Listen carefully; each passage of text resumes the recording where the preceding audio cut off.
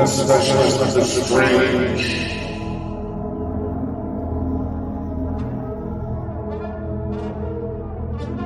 Meets the age of darkness.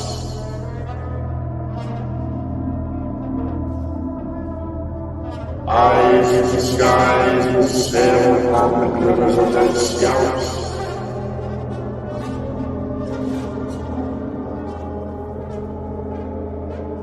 And ponder the insanity that comes from their adventure.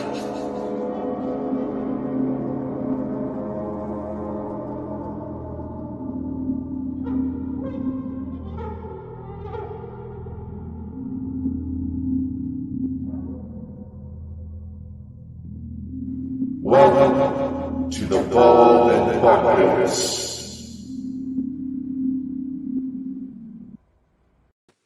I must say, that's a great you made. Oh, it's kind of like echo, isn't it? It's kind of the ominous echo echo. there. You know, hey everybody in the chat. Listen, we are joined tonight by our first ever guest on the channel. Mm-hmm. And you know, it had to be someone special, it had to be someone amazing with a great channel himself. Drew from Living History comes alive. So, Drew, how are you tonight? I am absolutely wonderful. How about yourself, Chris?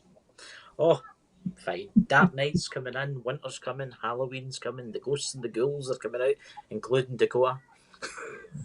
Say what now? Oh dear.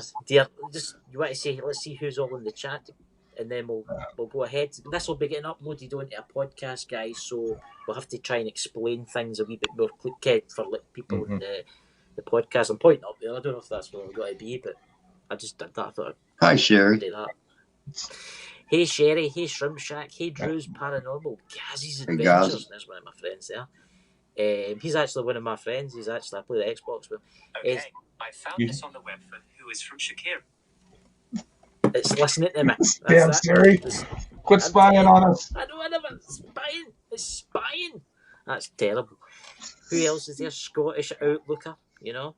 Drew's Paranormal. And then there's Paranormal World Investigators. My goodness, what amazing people are in tonight. Yes. All of our usual friends and families. Yeah. So we've only got really an hour to do this because it is getting uploaded on to a podcast. So without further ado, I'm going to ask a couple of questions, then I'm going to let my friend here, Dakota. See, I'm on the right side tonight, guys. I came with the point. See, because he swaps me about. You know? Okay. That's terrible. Anyway, without further ado, welcome Drew to your new channel, Bald and Bonkers. Obviously, we're bald. Yes, we are definitely bonkers. As you can So, Drew, can you please tell? It's a very fitting name. About your. I know. We should have called ourselves Handsome Bald and Bonkers, but he didn't want to allow me, you know. Because I want to be alive for you.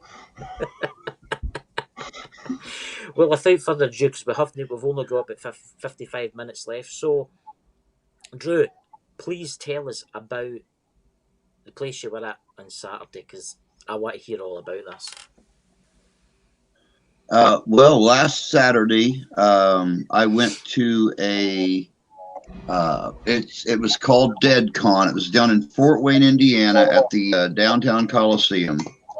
And it is actually the Midwest's largest gathering of paranormal investigators, enthusiasts, fans. It's also a horror convention. Mm-hmm. We had horror actors. Danny Trejo was there. The ghost hunters were there. Ghost seekers. 150 vendors plus local paranormal investigators and stuff set up booths down there. It was amazing. I mean, I talked to so many people, got so many contacts. For those of you that grew up in the 80s, Lita Ford was there. I was born in the 80s. Does that count? I wasn't even around then. I was born in 1981, ladies and gentlemen. Yes, I grew up in the 80s and I miss the 80s. Now, I grew up in the 70s and 80s, and I remember Lita Ford when, when I was in junior high school. And to actually meet her was really, really cool. I didn't like her bodyguard. He had an attitude about things, but Danny Trejo, the actor Danny Trejo, was there, and he spent more time on the floor with the guests than he did behind his table. That's good. He was out there meeting people. I got a picture of him with my daughter's best friend, and then we were all outside smoking a little bit later, and he come out and grabbed her from behind, was hugging on her and stuff, and scared the hell out of her. And I got another picture of him outside hanging out with us and stuff. It was very, very cool. Very, very, very cool guy. It sounds amazing. I would love to go to one of these places, one of those events, maybe in the future. Once Bald and Bonkers gets bigger, Oh, yeah. So you guys, please give us a subscribe. Especially, remember, Dakota, where are we live on tonight? We are currently live across 3 different channels, the Bald and Bonkers channel, as well as Age of Darkness and Specials of the Strange. As well, later, we'll also be on Amazon, Spotify, Google Podcasts, anywhere you get your podcasts from. We're trying to get this up on there, so there's plenty of stuff for everybody. Yeah, it's good to listen to back to, because come to Spotify. I like going to Spotify to listen to this. I'll listen back to this tomorrow when I'm out walking the dog or whatever, because sometimes you get EVPs, you get things. Yeah, especially when we're where so many haunted people round about us. So Drew, you were telling us about investigation. Oh, so Drew, you were telling us about an investigation you were on. Could you tell us a wee bit about that? Man, I'll tell you what. We had an investigation last night. I got up about 4 o'clock this morning and started editing it, and I think I finished editing at about 3:30 in this afternoon, which was an hour and a half ago. So almost 12 hours of editing. This is our second time being at this location. We went there last year, and my God, it's one of the most active, eerie places. Number one, there's a witch buried there. Right. It's not just a rumored witch. I mean, she was actually accused by her own family to the point where they insisted she be buried in a Christian graveyard, but since they couldn't put her in the ground for fear of contaminating the ground, the holy ground, they put her above the ground in a vault, an actual concrete sarcophagus. There's been a murder-suicide there. There's been a suicide there.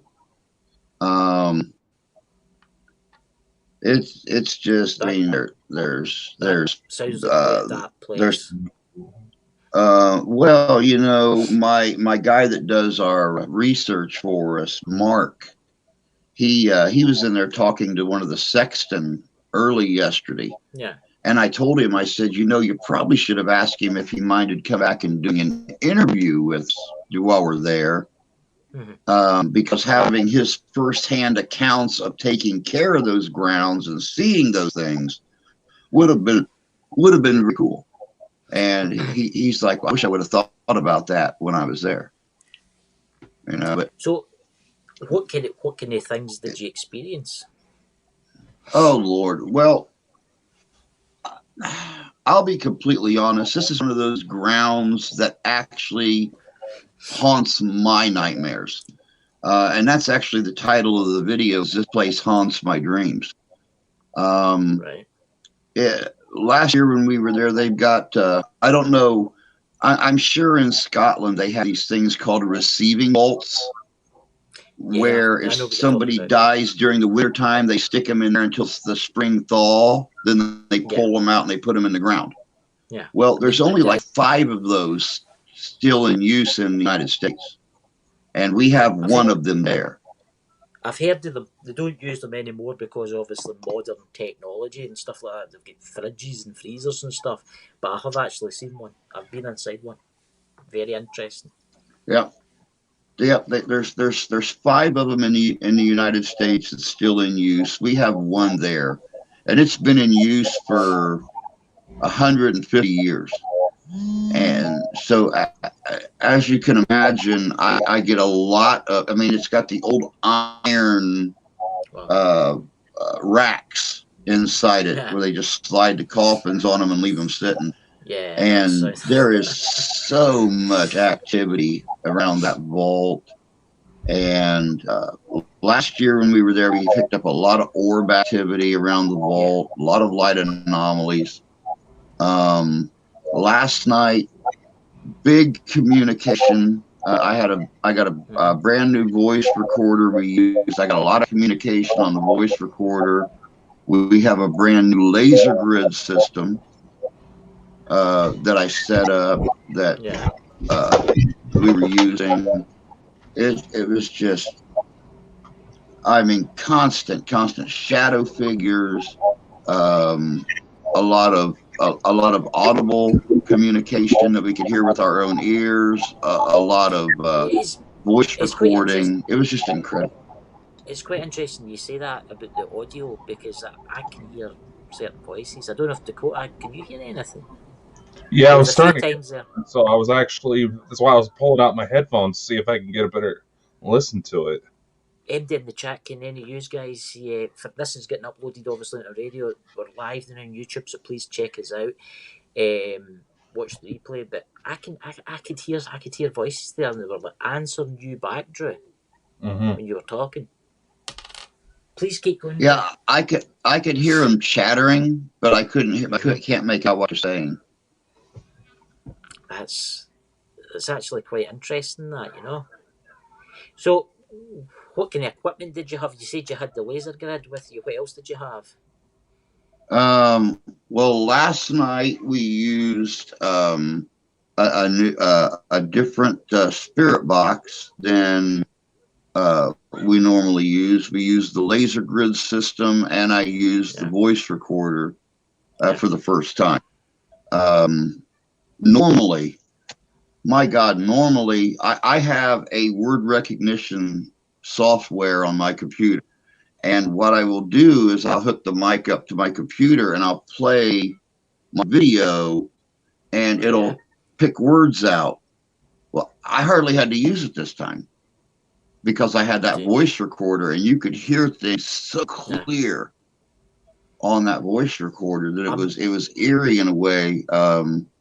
But you know, as normal for some reason, and Sherry and I've talked about this a couple times. Some of the listeners know, some don't. Back in 2016, I died twice. Why don't you tell us a bit about that? Yeah, that's great. I don't like talking about it. You know, I actually went into diabetic shock. Oh, damn you, Chris! Badly. No, every fucking time you. You've got the host here. I've got to ask questions, you know. I and my wife got married on June 25th, 2016. On July 4th, I started going into diabetic shock. We didn't even know I was diabetic.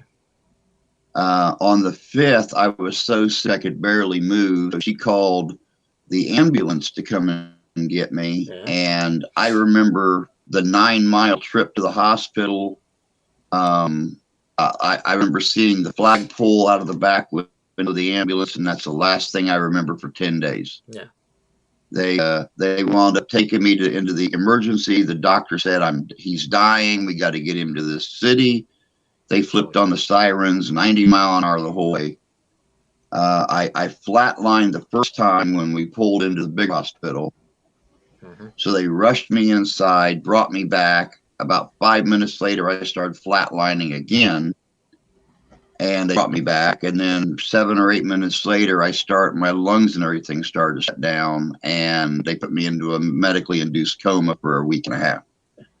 And, I had spent time talking to Sherry, and I told her, that I felt like when I came back, I didn't come back whole. No. I came back changed. And multiple investigations I've gone on in the last 2.5 years, I've had more than one spirit say, what do you want? We want your soul. And then you'll have another spirit pop up and say, Really? he don't have a soul. Can I ask you something? Do you remember anything? Do you remember a tunnel of white light? Do you remember anything? So you don't remember anything? See, maybe you've... Straight black. Straight black. Maybe you've... My wife even says she talked to me for the week and a half I was unconscious. She came in every night. She rubbed my feet. She told me what she did that day, everything. And I didn't hear anything. I don't remember anything. There was no light. There was no harp music. There was no feathery wings. There was no flames. That's actually that's quite frightening, actually, because you think being a ghost hunter and into this kind of thing, you would see something. But maybe you did see something, and maybe when you've come back, your memory's been wiped.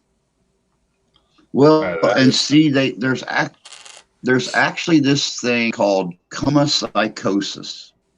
Yeah. And what happens during coma psychosis is your brain, being like a computer, it needs constant input. It needs data. Yeah. And if it's not getting that data through visual or audio or whatever, it makes stuff up to fill in the blanks. Mm-hmm. Still to this day, 5 years later, I can't tell you what was real and what was made up by my brain. That's Mm-hmm. What do you think, Dakota? That's just... Unfortunately, as someone who's dealt with near-death experiences, I can testify that there's still several experiences that I have that, because I wasn't able to have any equipment on me or any cameras rolling, I truly don't know whether or not they were legit. Yeah. So it's definitely interesting. I mean, I've met people that have had near-death heart attacks, near-death experiences, and they've told me that they're like, "Oh, I walked through the tunnel of light, and before me, my mother was standing before me, and she taken me to my family and friends, and there was angels playing harps, and it was beautiful." But then you hear that, and I've heard that multiple times. People have been in car crashes, and people that's the same kind of situation as you, Drew. They don't remember nothing. It's just blackness. That's all they remember. Yep. Yeah. Yep. And still to this day, I have days that I wake up, or nights that I wake up, and I'm in a cold sweat because I have a flashback of one of those artificial memories. Yeah. And it's like, wait a second. I talked to the nurses and the doctors about this. That wasn't real. That wasn't real. But one thing I've noticed, and I think I think Sherry and I talked about this too, was the fact that it's made me more susceptible to my investigations. Because now I don't always need equipment to sense that things are there. Mm-hmm. Yeah, but maybe because you've been to the spirit world, but you can't remember you've been to the spirit world. The spirits in the graveyards, the spirits round about you will recognise you. They'll be like, "Oh, he's been at the other side, but he's obviously been brought back in." They'll recognise you, and they'll get drawn to you. Do you think maybe any of them has any of them ever followed you home? I've never had one follow me home. We've had spirits here. We have 2 that live here.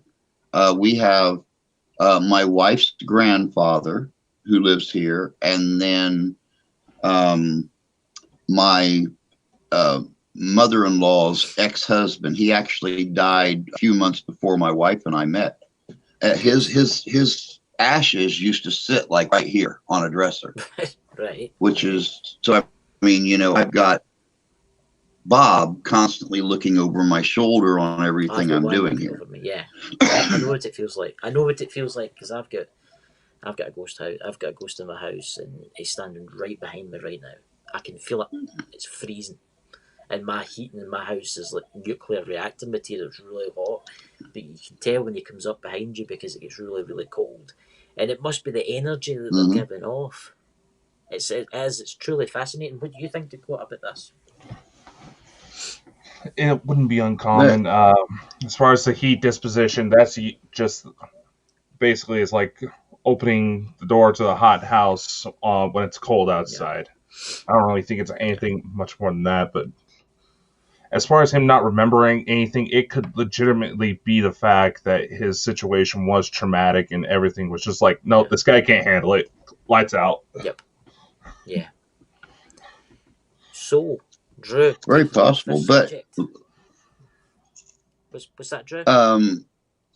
I was going to say that same soul situation came up last night in that investigation when I made that mistake again and said, "What can we help you with? What do you want?" And I directly got the response, "Your soul," twice. And then it came in less than a minute later and said, "Where is your soul? I can't find your soul." Do you think that's maybe them just messing with you because they know what traumatic thing happened to you? Obviously, it's maybe a dark spirit, and it's maybe just messing with you, trying to... Who knows? Mess you up. I mean... Who knows? They don't mess me up. I keep going back for more. I'm like a glutton for punishment.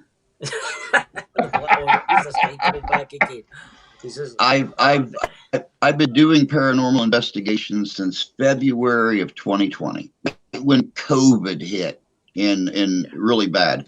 We started doing our investigations, and up until this year, I've never been scratched. I've never had physical contact in any way, shape, or form. So far this year, I've been scratched 3 times. I've been hit once, and I've been made sick twice. Right. So. What do you mean you've been hit? What do you mean? Like, did it come up and punch you? Physically hit, like punched. Right. What did that actually feel like? Did it feel like somebody was actually there punching you? I've never experienced it. Well, that's why I'm just asking. I didn't feel the impact. I felt the aftermath. Right. That's quite spooky. We went to a cemetery, and I was gung ho about going to the cemetery. It was an old cemetery. There hadn't been a burial in the cemetery since World War II. I was gung ho. I walked on that ground. I went around. I done some filming. And just all of a sudden, it felt like somebody punched me right in the bottom of my right rib cage. I mean, just that boom throb. And it was like, oh, okay. It's weird you say that, Drew, because when you said that, when I get hit, I heard like a voice again. It's weird, isn't it? It's like you said before the live, how the spirits can travel through devices and through technology, and it makes you wonder. It just makes you wonder, So, what else have you got planned for the next ghost hunt? Where's your next location, Drew? Well, we don't have one nailed down yet. We have talked to a restaurant that's an old stagecoach stop and inn over by Lake Michigan about going in and doing an evening investigation. We have talked to the city of Galeen, Michigan. Right. Supposedly the town of Galeen is entirely haunted. Wow. They were having incidents happen at the high school back in the early 80s. They closed the high school down, and people just started moving away. They still have the original 2-room jailhouse that's built in 1879. That would be good concept. And one of our other guys just got the okay to go into the schoolhouse. We're going to do that sometime around the first or second week of November. The schoolhouse is for sale, so we have to get a hold of the owner to find out whether or not we can go in there. But there's only like 2 or 3 businesses left downtown. There's only like 300 people left in the town. It's died off that much. That sounds amazing. They're having a full town to investigate. I mean, wow. I mean, that would be amazing. I mean, that's because is it like one of these old Wild West kind of towns you see in like America? If you go on like Google Maps and search it, and that it's just empty looking, and it's oh my god! Can you think of the energies that must be well lonely? Because energies do get lonely, ghosts do get lonely, waiting for some victim to come along so as they can obviously. Oh yeah. Well, the guy that got the jailhouse cleared for us, he's actually investigated the town before. He's picked up shadow figures just right out in the middle of town. Wow. Coming out of alleys, things like that. So I mean, I've heard reports of just homes. People hearing and seeing things in their homes all over town. So but the town's been there for a long time. It's just a standard one road town. There used to be like maybe 15 businesses. Now there's a bar and like a chamber of commerce, and then there's one other little business, and that's all that's left in that town. Everything else is boarded up and used for storage. It's fascinating because you think about it, the spirits have probably got free reign. They've probably got free reign. They probably could wander from different location to different location. Maybe that's what the shadow. I've always wondered, what is a shadow person? What is a shadow person? Is that just like a spirit, or what is it? Is it a darker entity that's more powerful? I don't know. But that's Dakota. What's your thoughts on that? Shadow people.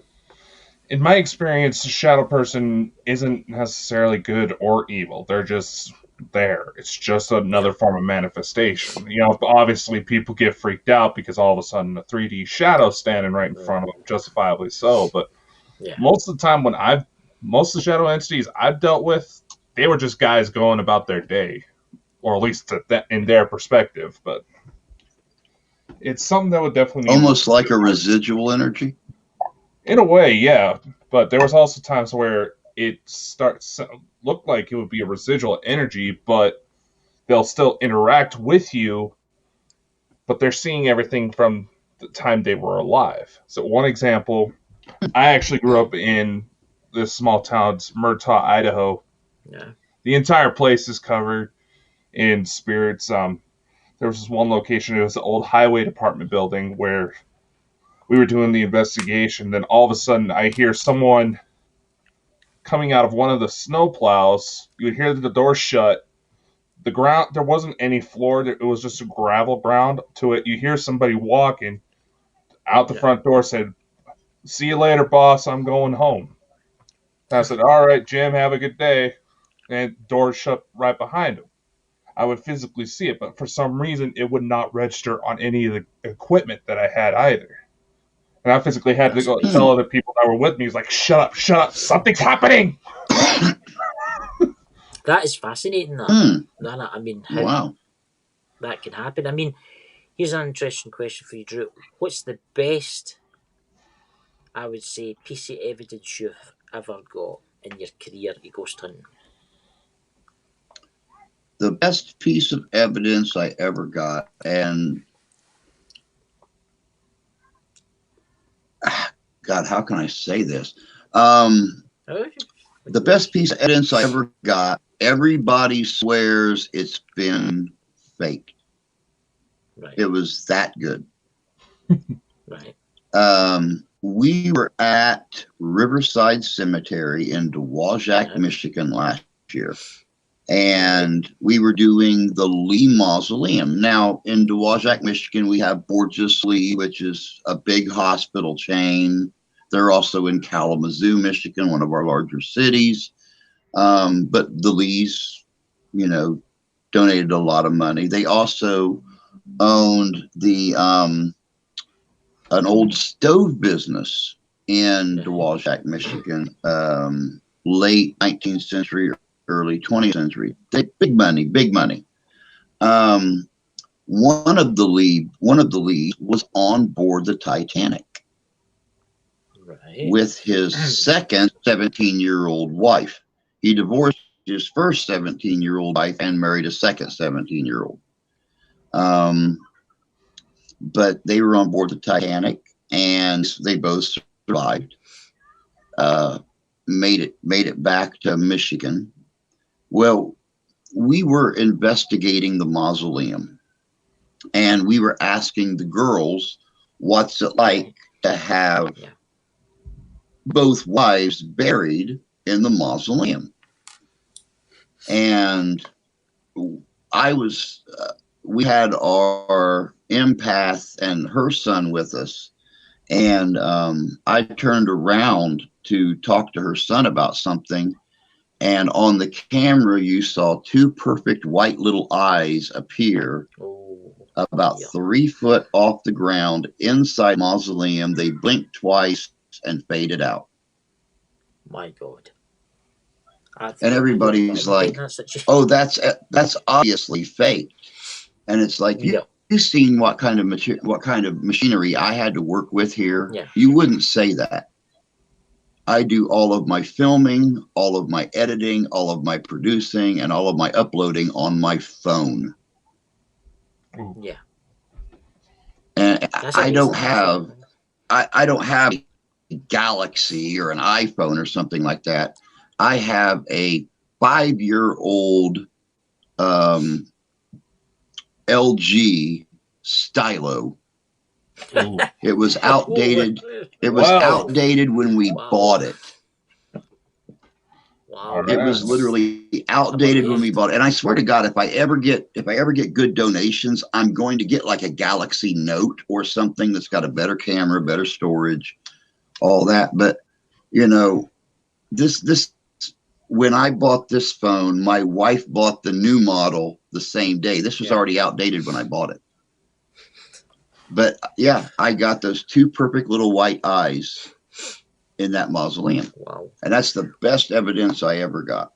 We've also got a lot of growls, those deep guttural growls and stuff like that. And do you think it? But like I said, I'm a glutton for punishment.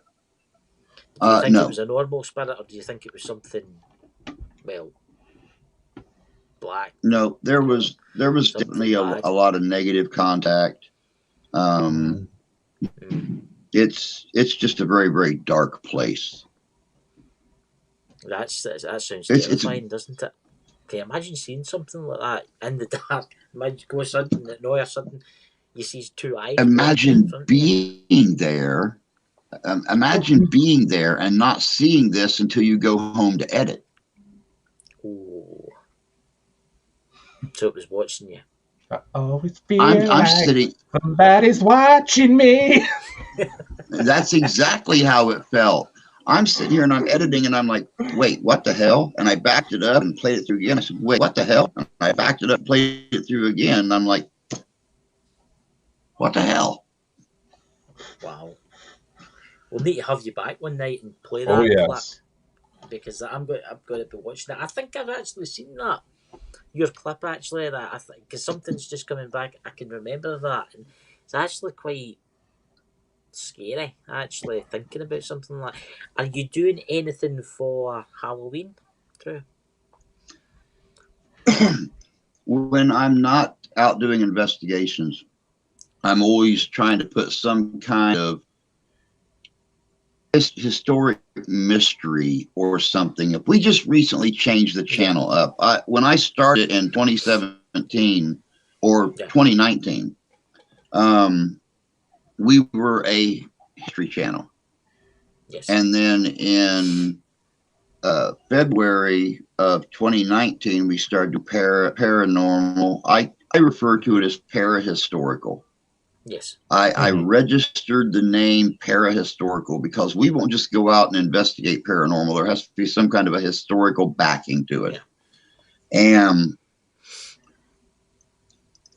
it slowly moved to the point where Living History Comes Alive became Living History's Mysteries, because what is the paranormal besides an echo of history? Yes. Exactly. Yeah. So I changed the name from Living History Comes Alive to Living History's Mysteries, and it's a good name. we're It's catchy. Oh yeah. I'm just waiting to catch on. I want to be the next big television paranormal show. Well, That'd be an if there's interesting anybody show. watching out there and listening to this, guys, contact me and I'll put you in contact with Drew from Living History and Mysteries. So where's your next investigation? What you got to be doing? Like I said a little bit ago, we don't have one set yet. We've got like 4 or 5 we're looking at. There is Prospect Hill in Paw Paw, Michigan. Mm-hmm. That one has a lot of myth and legend to it.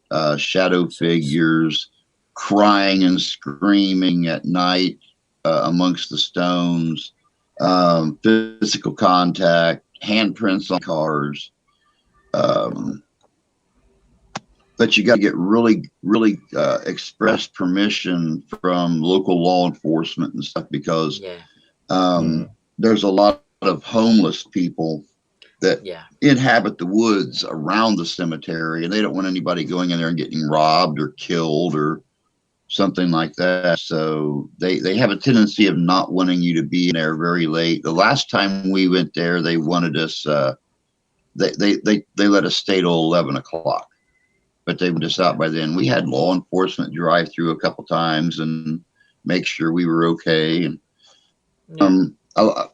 that's something I can't express enough with people who go out and do paranormal investigating, is always go through the proper channels. Mm-hmm.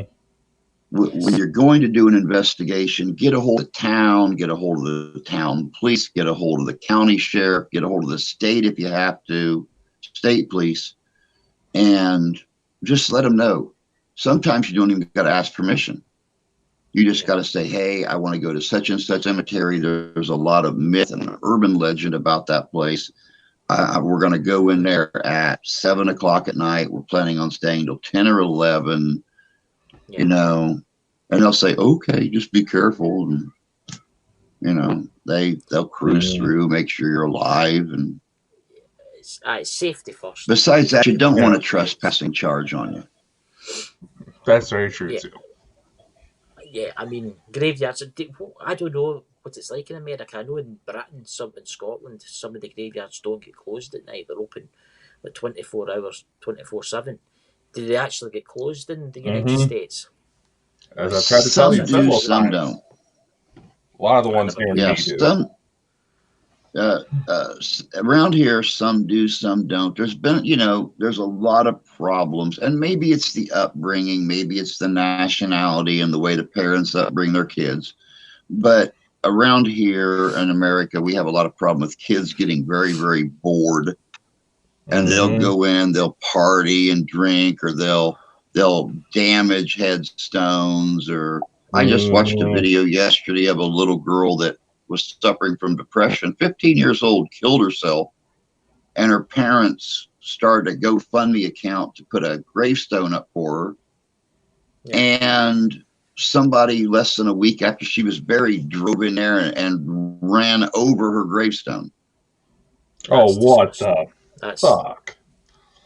That's just terrible. It's like, why? She killed herself because people treated her bad, so even in death, you're going to treat her bad?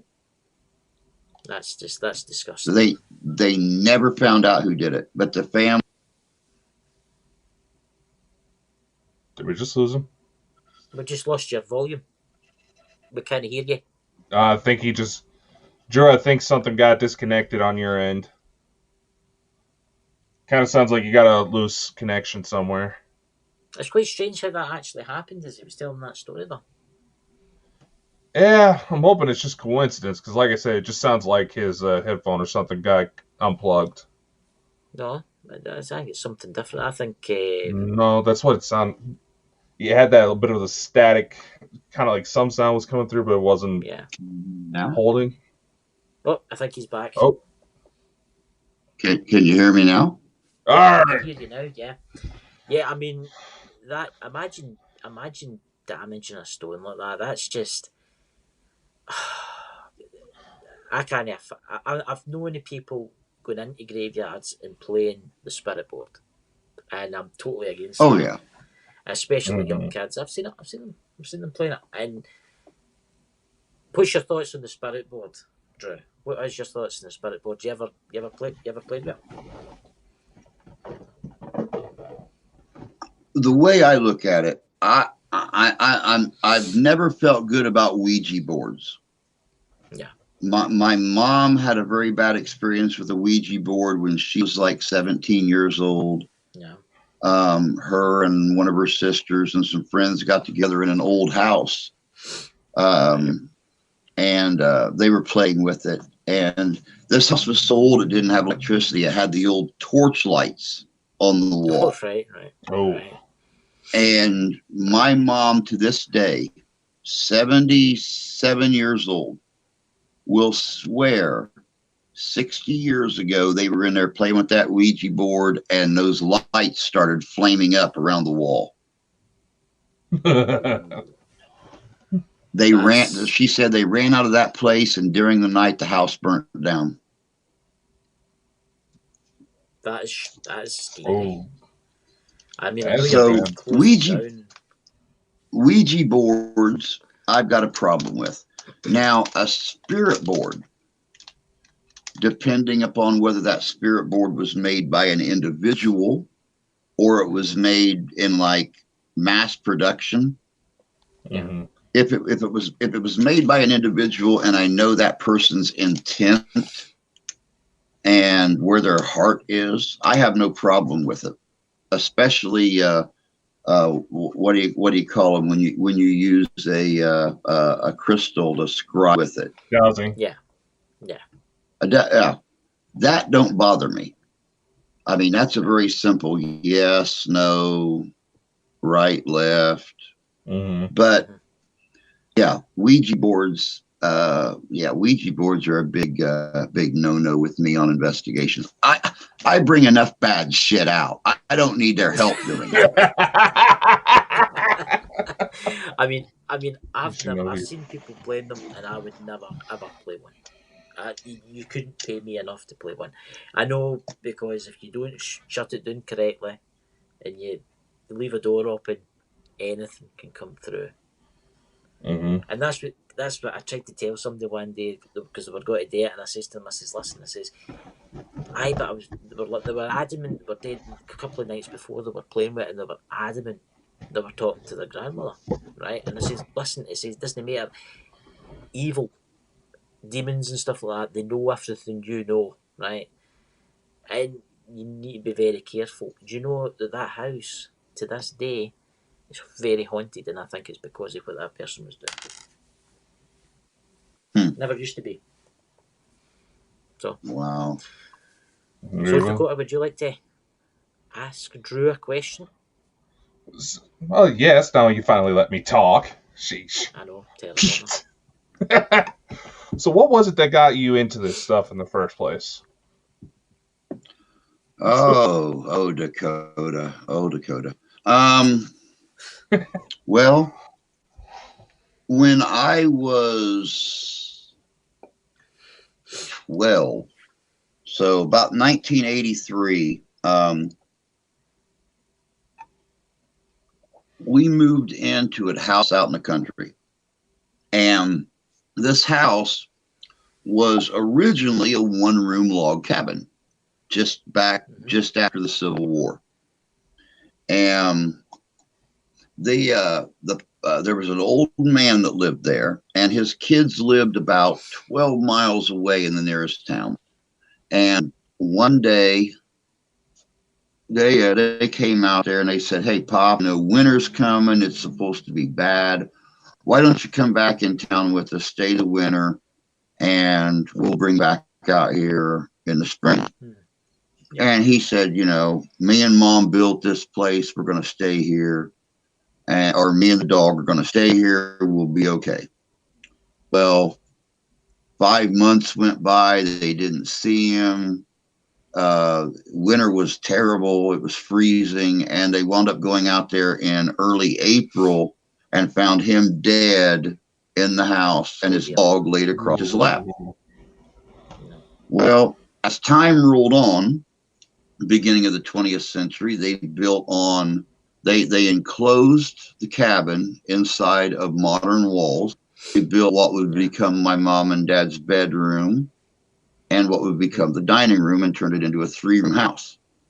Yeah. And along about 1915, I guess a young girl lived there, and she got jilted by her. She found out that her fiance was sleeping around. Yeah. And she went out in the barn and hung herself. Oh dear. Right. There's 2 deaths. Along about 1950, and 4 rooms later, same thing occurred again. Little girl found out that their fiance had been unfaithful to her, and she hung herself from the staircase railing. Right. And when we moved in there in 1983, it was a 9-room house, and I found out about all this about a week after we moved in. My sister and I kept hearing things going up and down the staircase at night. And we asked our bus driver, who was the daughter to the people that owned the property, and she told us the story of it. So I kind of grew up around it. And, I've always had that interest. And it as I grew older, I'm 53 years old now. It's just, It's manifested in me. It's grown. And now that I'm old enough to do something and go out and research it and check into it and investigate it, it's just really and I've lived in haunted places. I've lived in an old roadhouse. It was a modern house, but back in the bygone days, it was an old roadhouse, a stagecoach stop for people to stop along the way between 2 major cities. And people stopped in there one time. They killed the shopkeep, the owner, and still to this day he inhabits the place. They actually built an apartment on the back of the house. He'd crop up once a month, flip on a light, turn on a faucet. Hey, I'm home. That's pretty much all it was with Charlie. He'd flip on the bathroom light or start a faucet to trickling or something, and you'd be like, okay, I know you're here, Charlie. I'm glad you came back. And you wouldn't hear anything from him for a month, and all of a sudden, light would pop on, faucet would trickle again. Yeah. See the first place you went to, the first place you were talking about there, did you ever go back? The house? Yes, did you ever go back?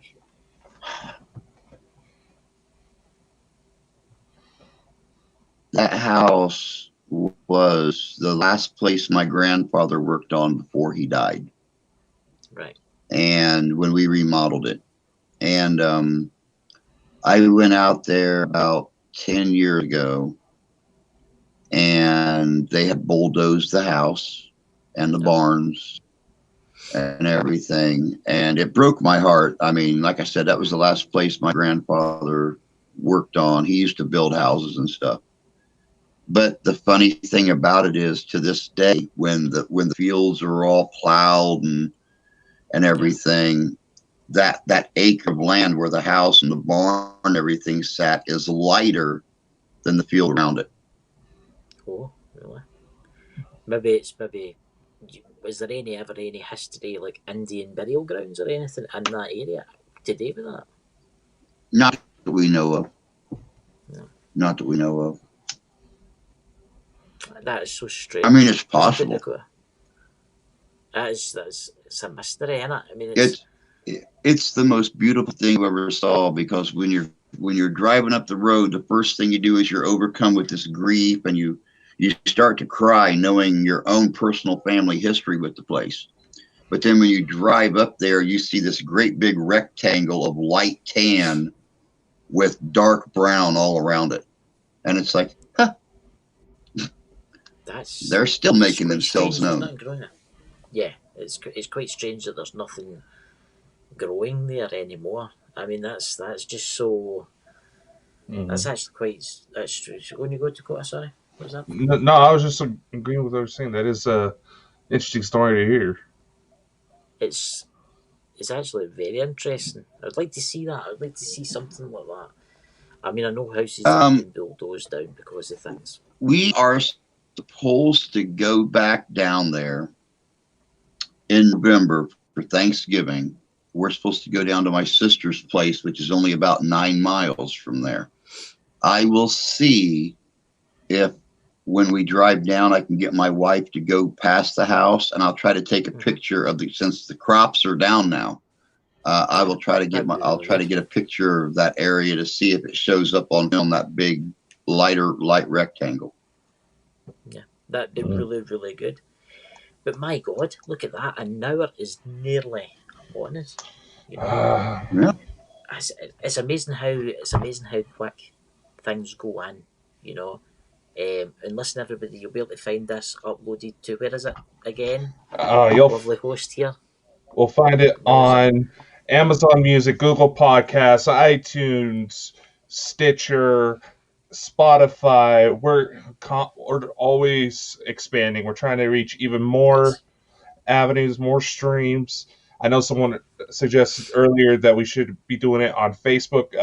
We'll post a rerun on there, but we're also looking into getting some funding to show when we make it to where we can hit even more channels, we can hit live, so that way you all can hop on with us. I'm posting a link in the chat right now of all the spots you can find this show, plus nice little goodies from me and him as well. Yeah. And I would like to thank Drew. Thank you for coming on, and everybody, please check out his channel, because it is a brilliant channel. I watch it all the time because I love the Civil War stuff, and I love the stuff that you do, because we need more people like you to keep history alive. You know. But that's what I enjoy doing. Yeah, it's really good, really good. Dakota, would you like to tell them about the show this Wednesday with our special guest? Yes, this Wednesday we're having another episode of Contact. Our dear friend Ashers is coming on to talk about some of her experiences. Maybe we can start swapping information based on what my friend Chris Moule and I have been working on. It's definitely going to be a good show.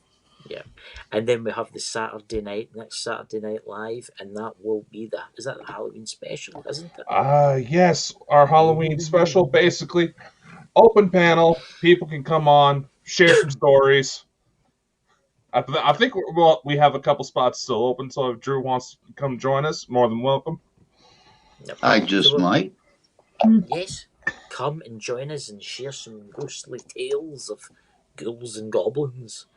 Well, everybody, thank you for watching. Remember, subscribe and check those radio stations out, and please give us a subscribe on them, because it helps the channel grow. And I'll catch you all later. Bye-bye, guys. See you later, everyone. Stay safe.